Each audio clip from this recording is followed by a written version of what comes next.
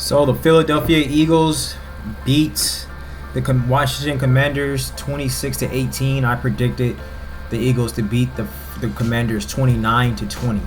So I was a few points off, 3 points off with it, by each team. Well, 2 points off by how many points I said the Commanders was going to score. I said the Commanders was going to score 20 points. They put up 18. I said the Eagles was going to score 29. They put up 26. So fairly close score. And I'm not surprised at all by what happened in this game. I said before that the Commanders are going to have to. Well, I did say that they were going to have to take A.J. Brown out of the game in order for them to really win and for them to have a chance to win. And they did do that, but they were not able to stop Saquon Barkley. But I also said that not only were they going to be able to take A.J. Brown out of the game for them to win, but I also said they're going to have to take A.J. Brown out of the game, and they're going to have to get Scary Terry in the game ASAP, and they're going to have to score quick, fast, in a hurry. And that's not what they did. And I also said that if the fact that they're going to take out Saquon Barkley out of the game, and that they're going, in order for them to take him out, that you allowed Saquon Barkley to do his thing. But the thing about it is that they was able to contain Saquon Barkley, but Saquon Barkley did not start really pushing it, kicking into second gear until towards the end of the game.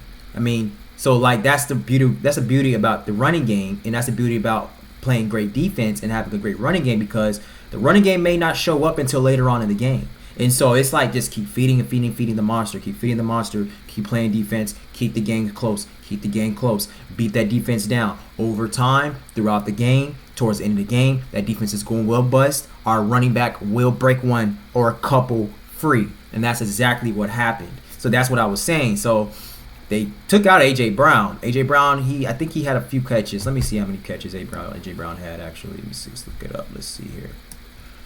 Let's see.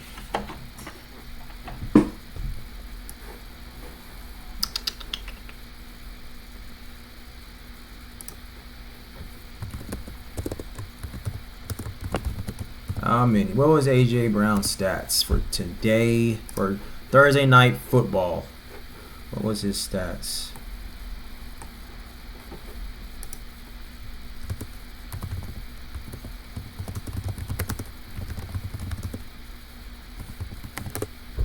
Let's see here.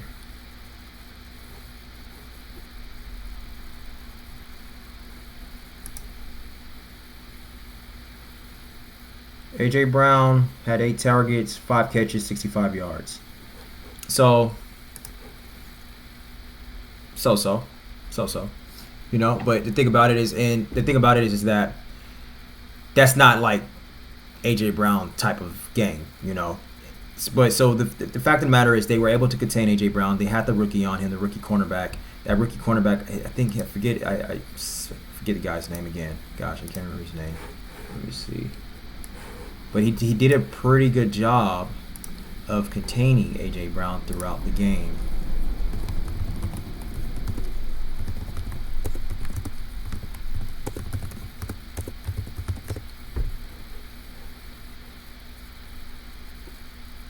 Yeah, Mike Sanristil. Mike Sanristil. I guess that's how you pronounce his name. Mike Sanristil. He did an excellent job at containing A.J. Brown. That was the guy that I was trying to look up. I was trying to look up earlier on my last video, on the preview, on the Thursday Night Football preview. He did a really good job of containing A.J. So he's somebody who I need to look into, look more into, follow, see if he can be one of the premier cornerbacks in the NFL. So they pretty much was putting him one-on-one with A.J. Brown throughout the game, and A.J. Brown, he had 8 targets, 5 catches, 65 yards. So it's pretty good to hold up an elite premier wide receiver, Pro Bowler, All-Pro wide receiver in A.J. Brown. So they were able to do that, but they were able to contain Saquon Barkley for a minute, but they were not able to get their offense going, and that's why the Commanders lost. And that's what I was saying. If they Could have scored quick, fast, in a hurry. Like I said in the last video, they could have came away with this win, but I knew that wasn't going to happen. I just did not have enough faith in Jaylen Daniels against the Eagles defense. I didn't have enough faith in the entire Commanders offense against the Eagles defense.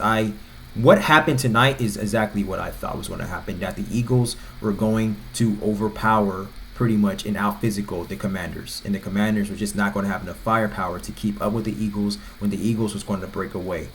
And that is what happened, So I think it is also time to put the MVP talk about Jaylen Daniels to a rest now. This is the second week in a row that he has. I mean, he's played all right. He's played okay, but that he hasn't. He hasn't been elite. And teams, him playing against these good teams, these elite teams or elite defenses, they have caught up with him. It hasn't even taken all year for them to contain Jaylen Daniels to shut him down. So I think it's completely disrespectful to even have him in the MVP talks, because I don't think he is amongst the best players in the NFL. And so I'm not even sure if he's the best player on his entire team, to be honest with you. So, like I said, I'm not trying to knock Jaylen Daniels. I think he's a good quarterback. I think he will be very good. I don't know if he will be great. I just honestly don't know that. I feel like he is a lot around him is going right, and I would like to see how he will prevail when a lot around him goes wrong. We can get so caught up in how a player looks with his stats and what he does, and we can kind of not try to give the people or the environment around him enough credit of why this player is looking like this. There is a such thing as a player looking better than what he actually is. Yes, Jaylen Daniels was great in college. He's a Heisman Trophy winner. He's playing well, but the media, people, analysts, fans, they can do a little bit too much. They can override too much of what a player actually is. So let's put the MVP things to a rest for Jaylen Daniels. He's not going to win the MVP. I honestly don't. Let me see what the Commanders' remaining schedule is, and I can predict right now if Jaylen Daniels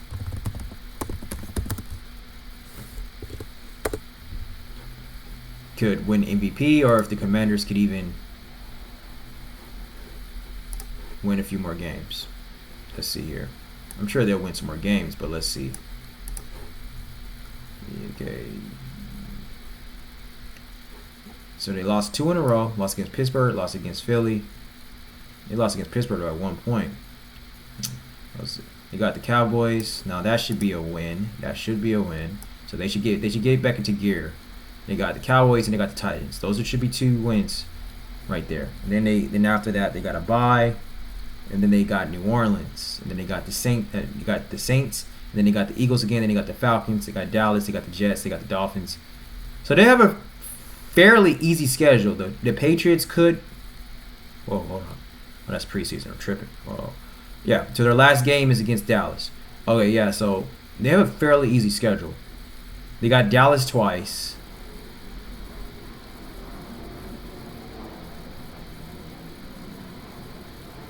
They got Dallas twice.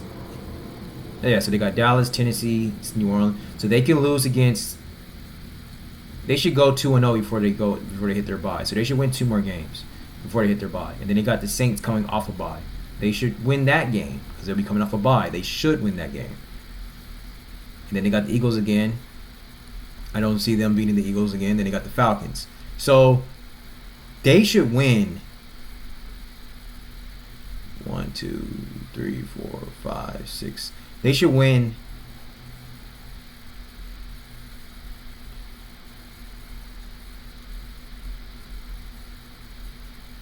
Wait to see 1, 2, 3, 4. They should win 4 out of the next 6 games. They should win 4 out of the next 6 games. If they don't win 4 out of the next 6 games, I think that would be kind of a disappointment because the other teams I don't think they should lose against. But who knows? My thing is though is that I think Jaden Daniels can still win Rookie of the Year. I think he, like I said, I think he will still be a good quarterback, but I just don't think that he will be amongst the elite. That's just my opinion. Who knows? I could be wrong.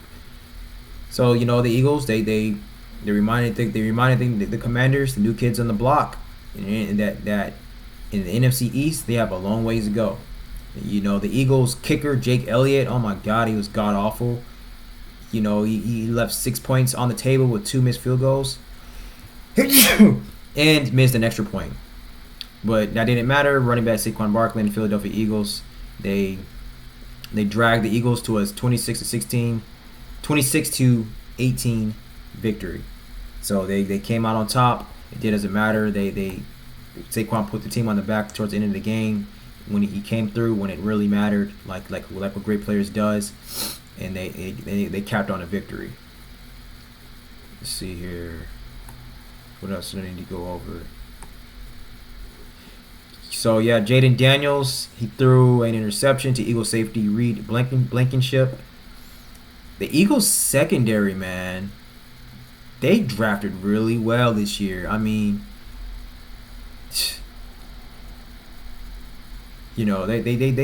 Eagles for the past few years, they have been drafting very, very well, these players that they have been picking up.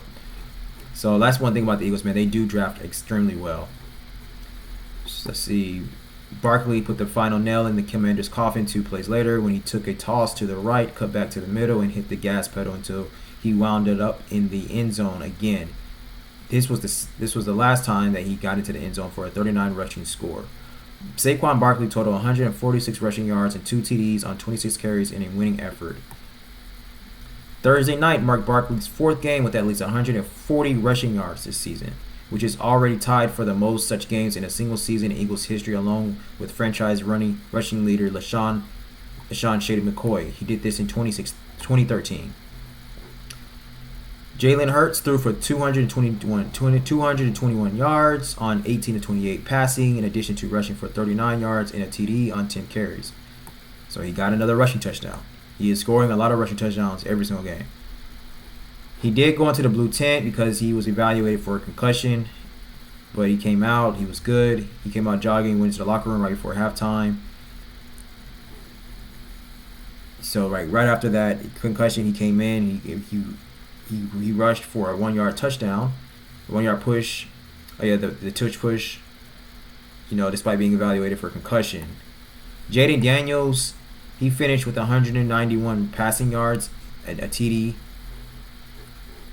to Zach Ertz. He also threw that interception.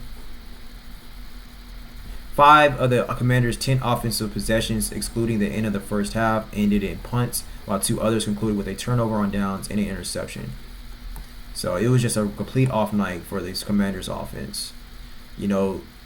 They entered Week 11 with the NFL's number 3 scoring offense, averaging 29 points a game. That's what I mentioned earlier, the last video. But they got shut down by this Eagles defense. They got out physical. They got out physical. The Eagles are now. The Eagles, they're 8-2, and they are ahead. They're leading the ship in the NFC East. They are also the 6th team in the last 30 years to start 8-2 or better through their first 10 games in 3 consecutive seasons. That's phenomenal. Let's see. John Elway's Denver Broncos, 1996, 1998. They did that. The Greatest Show on Turf. The Rams, 1999 to 2001. Peyton Manning's Indianapolis Colts, 2005, 2007. Tom Brady's New England Patriots, 2014, 2017. And Drew Brees' New Orleans Saints, 2017 and 2020. All those teams I just named, the Eagles joined in company to be the 6th team in the last 30 years to start 8-2 through the first 10 games in 3 consecutive years. That's phenomenal. I mean, that just shows you like how great of an organization the Philadelphia Eagles team is ran. The entire organization is ran. So the Eagles, they will hit the road in Week 12 to face the Los Angeles Rams on Sunday Night Football. So that will be next week. After this week, Week 12, that'll be a phenomenal game to watch. The Rams is coming off a loss, so the Rams are going to come out swinging. Washington has now lost 2 in a row after its initial 72 start to the season and has also lost 6 of its last 7 games against the Eagles. Yeah, they don't play very well against the Eagles. The Commanders will return home to host the Dallas Cowboys in Week 12. That should be a win. They should bounce back and win that game. If they do not win that game, that will be a huge disappointment. That will be a huge upset. I don't like saying upsets in the NFL because it's the NFL any given Sunday, but that will not. That wouldn't be exciting. That would be terrible if the Commanders loses that game. So that's it. I mean, I think that a lot of people are saying that the Eagles are the best team in the NFC. A lot of people want to say it, and a lot of people are saying it, but I just don't see that. I still don't think that the Eagles are the best team in the NFC. I cannot. I just can't. I can't see them beating. I can't see them beating the Detroit Lions. I really don't. The Eagles. That one thing about the Eagles, they start too slow. It's good that they come through in the fourth quarter. They're a fourth quarter team. They know how to finish games. But the Detroit Lions, they know how to start fast and they end fast. Detroit Lions, they finish just as strong as they started. Like, you have to be able to keep up with the Lions. The Lions plays like they want to knock you out and they want to leave you in the dust, and they're not going to stop swinging until the fat lady sings. That's what the Lions look like. Like, the Lions are not playing games. And another thing about the Lions is it shows how deep they are and how well coached they are. Jared Goff throws for 5 interceptions and they still go out and win a game. Now, it was against the Texans, and the Texans are kind of struggling this year. I do not think the Lions will be able to do that on every team in the NFL. If they play in the Chiefs, they're not going to be able to do that. If they're playing the Chargers, they're not going to be able to do that. I don't think they'll be able to do that if they play the Vikings again. So that's not going to happen with every team. Now, I will say they're not going to go out there and throw 5 interceptions on every team either. Jared Goff isn't. So.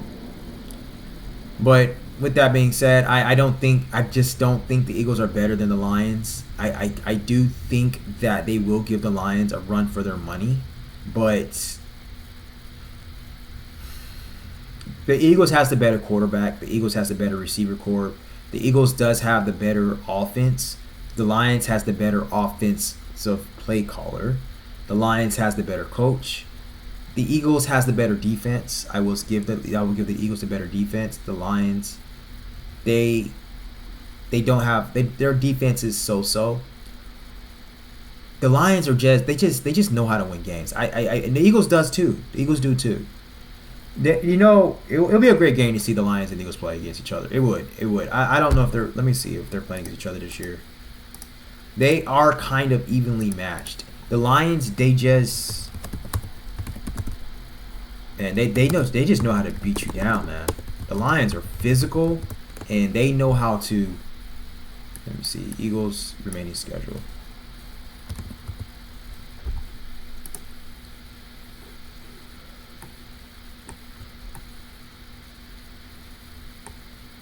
So they don't play the Lions.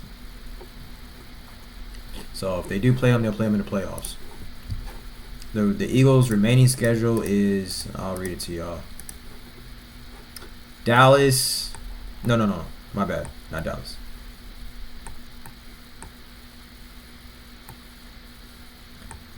The Rams, Baltimore, Carolina, Pittsburgh, Washington, Dallas, Giants. So they got some pretty tough games ahead. The only 2 teams that should be easy wins for the Eagles is Carolina and Dallas. So the Rams is going to be a pretty cool game to look out for. That's going to be on Sunday Night Football. And then they got Baltimore, Carolina, whatever. Then they got Pittsburgh. That's going to be an exciting game to watch. They got Washington again. And then they got Dallas to close out the game, to close out the year. So the Eagles are good. They got their they're going to punch their ticket to the playoffs. So yeah. But, it will be exciting to see them. Yeah, the Eagles definitely see them play in the playoffs against the Lions. Those are two NFC teams that are evenly matched. I'm gonna give that game to the Lions. I just feel like the Lions are coached better.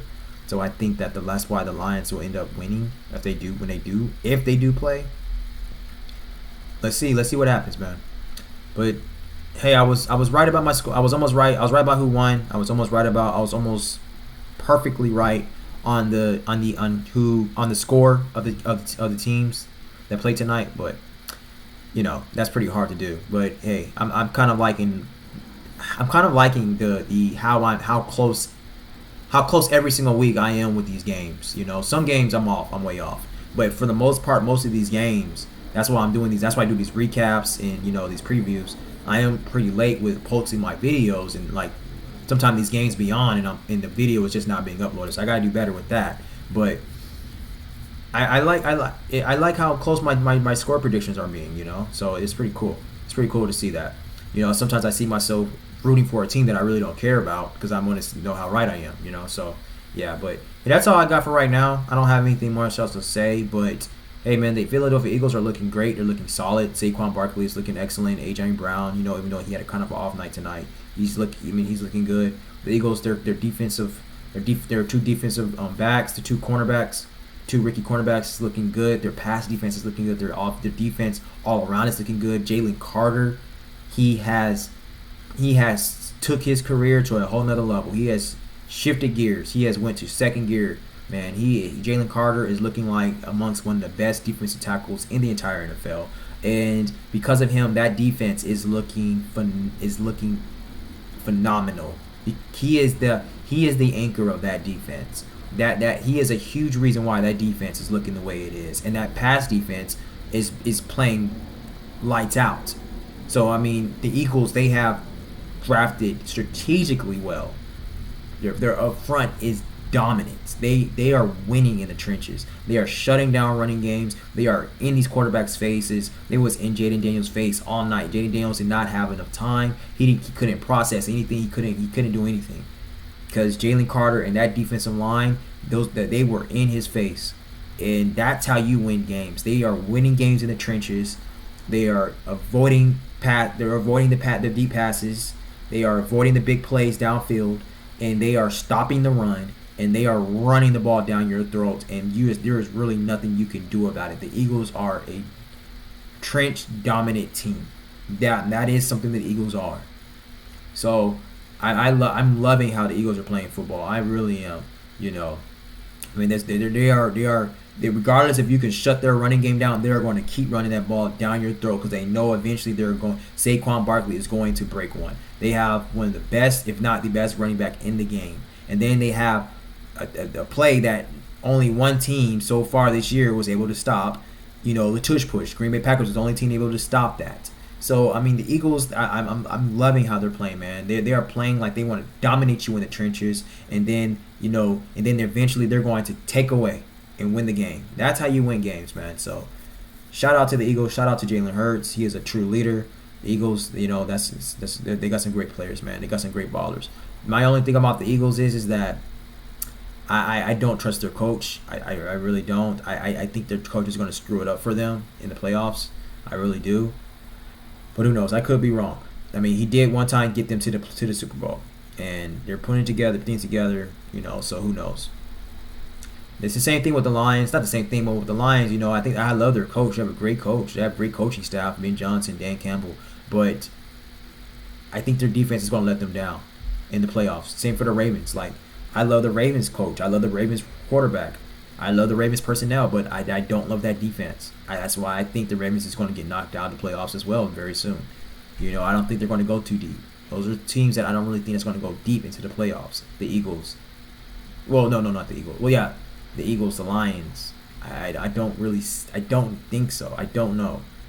Then you got. I got to look at the matchups. I got to see. And the Ravens, I don't really think the Ravens is going to go deep in the playoffs because I don't trust that defense. So who knows, man? Football is so funny. It's so unpredictable, man. Anything happens. Sometimes these teams can come out playing much better than what we ever saw because they just had a great practice and now they're executing that game plan. Football is all about development and teams get better. Teams get better like in The next few weeks, the Thanksgiving pass, that's when teams really start to kick second gear, man.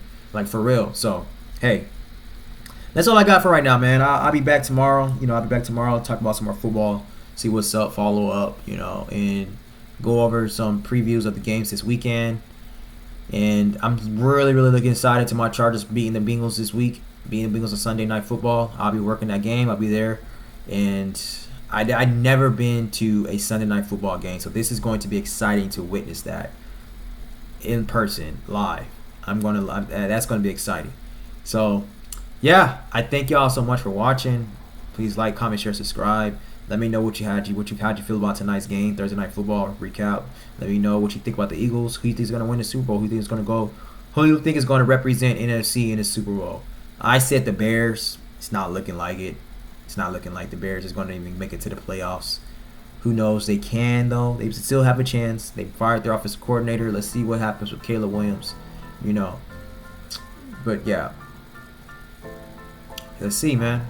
Y'all let me know what y'all think about tonight's game and what y'all think about some of these upcoming matches, week 11 games, and who do you think is going to represent NFC in the Super Bowl. All right, y'all. Y'all take care. Thank you so much for watching. Like, comment, share, subscribe. We'll be back soon all day.